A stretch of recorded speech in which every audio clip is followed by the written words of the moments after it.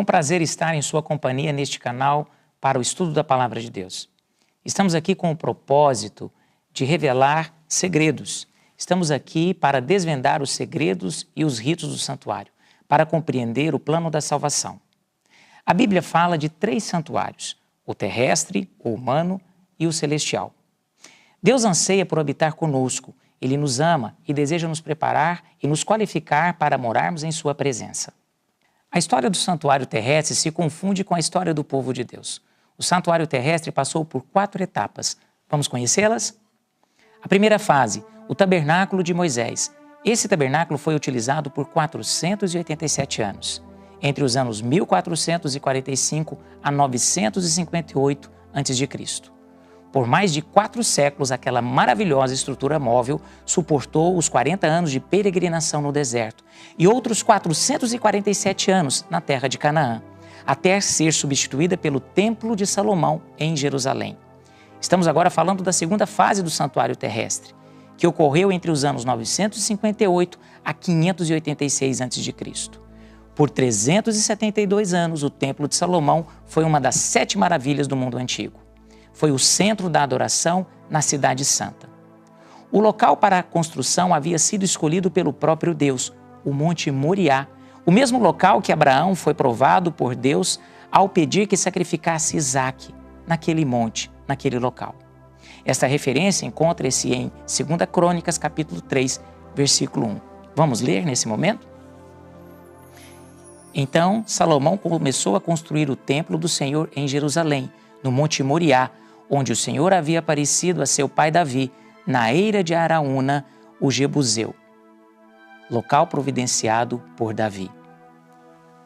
A Arca da Aliança e vários utensílios do tabernáculo de Moisés foram transferidos para o templo de Salomão. Porém, foi sentida a ausência da vara de Arão e o vaso com maná. Na arca havia só as 2 tábuas de pedra que Moisés tinha colocado quando estava em Horebe, onde o Senhor fez uma aliança com os israelitas, depois que saíram do Egito. Lemos em 1 Reis, capítulo 8, versículo 9. A ausência do vaso com o maná indicava que os israelitas haviam deixado a reforma alimentar proposta por Deus no deserto. E o desaparecimento da vara de Arão é um indicador de que a monarquia foi uma infeliz substituição ao regime teocrático. O fim deste santuário ocorreu nos dias do rei Nabucodonosor, quando invadiu 3 vezes a cidade de Jerusalém em 3 campanhas militares, em um espaço de 20 anos. A última invasão ocorreu no ano 586 a.C., ocasião em que o Templo de Salomão foi completamente destruído. Após os 70 anos de cativeiro, do cativeiro babilônico, ocorreu a 3ª etapa do santuário terrestre. Foi o Templo de Zorobabel, entre 515 a 19 a.C.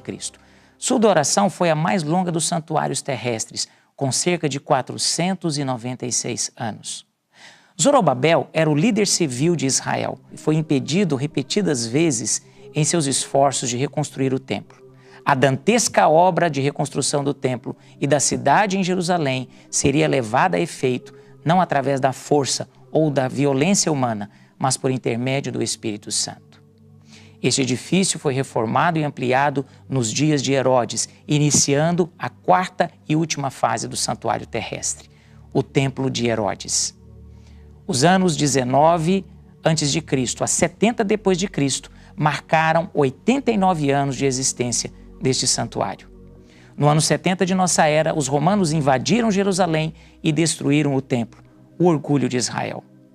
A história dos santuários terrestres mostram que os adoradores perderam de vista a glória de Deus.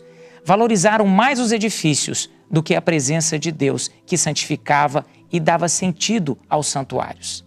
A maior prova disso é o nome pelos quais os santuários são chamados e conhecidos: Tabernáculo de Moisés, Templo de Salomão, Templo de Herodes, Templo de Zorobabel.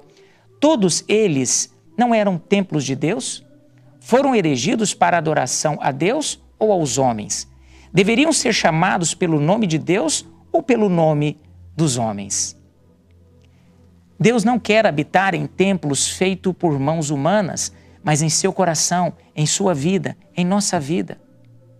Acaso não sabem que o corpo de vocês é santuário do Espírito Santo que habita em vocês, que lhes foi dado por Deus e que vocês não são de si mesmos? Vocês foram comprados por alto preço, portanto glorifiquem a Deus com o corpo de vocês. Segunda carta de Paulo aos Coríntios, capítulo 6, versículos 19 e 20. Se você permitir que Deus habite com você, um dia você poderá habitar com Ele na eternidade. Em nosso próximo estudo, iremos prosseguir conhecendo os segredos revelados no santuário e em seu ritual. Continue conectado com este canal e que Deus possa te abençoar ricamente. Até lá!